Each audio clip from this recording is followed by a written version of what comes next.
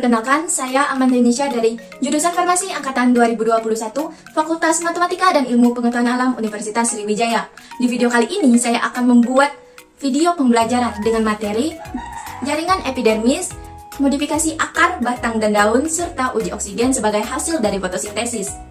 Video ini untuk memenuhi tugas praktikum botani farmasi. Bila saya ada salah kata, saya minta maaf. Terima kasih telah menonton videonya. Enjoy for watching. Materi pertama yaitu epidermis.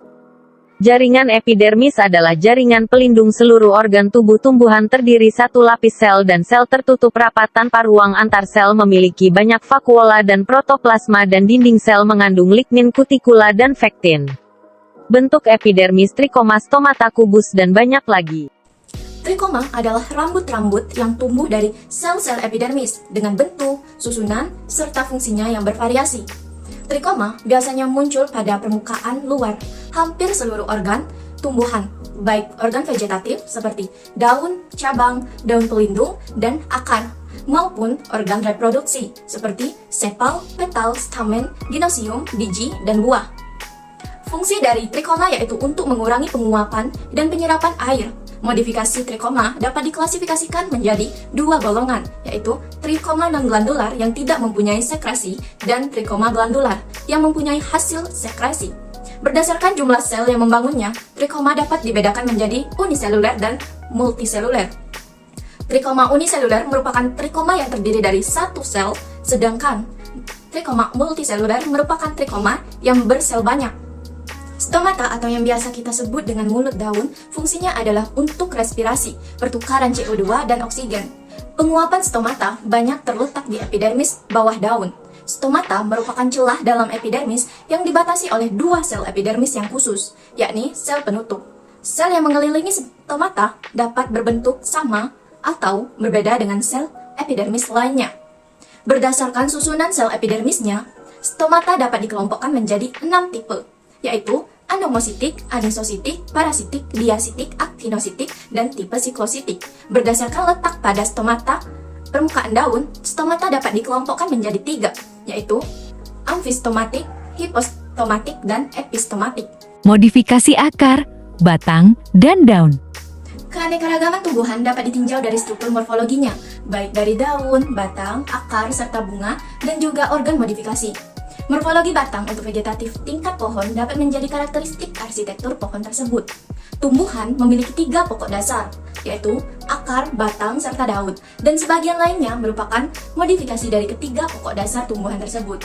Nah, macam-macam dari modifikasi antara lain, modifikasi rimpang atau rizoma, berjumlah 7 spesies, yaitu teki, kecombrang, lengkuas, kencur, jahe, bengle, kunyit, rimpang, atau rizoma merupakan modifikasi batang yang terletak di dalam tanah, bercabang-cabang dan tumbuh mendatar ke samping.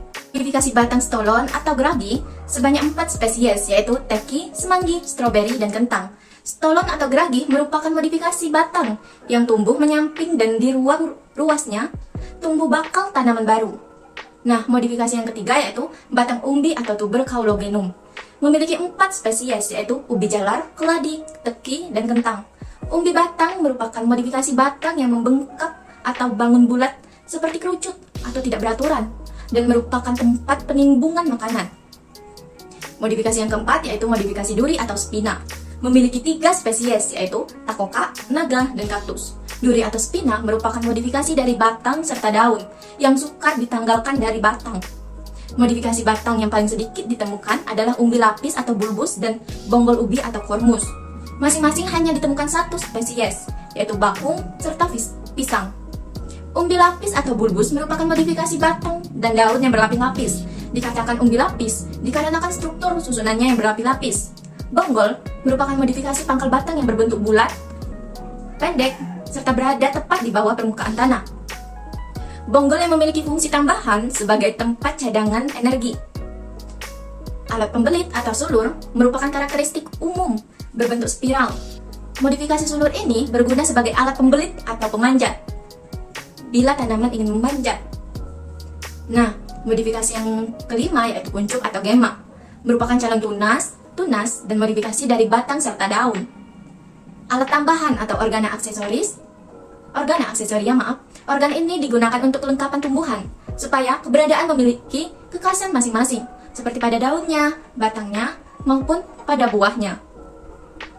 Materi ketiga yaitu uji oksigen sebagai hasil dari fotosintesis. Percobaan ini membuktikan bahwa fotosintesis melepaskan O2. Fotosintesis adalah proses pembuatan energi atau zat makanan yang berlangsung atas peran cahaya dengan menggunakan zat hara karbon dioksida dan air. Alat dan bahan yaitu gelas kimia tumbuhan hidrilla corong kaca tabung reaksi dan air.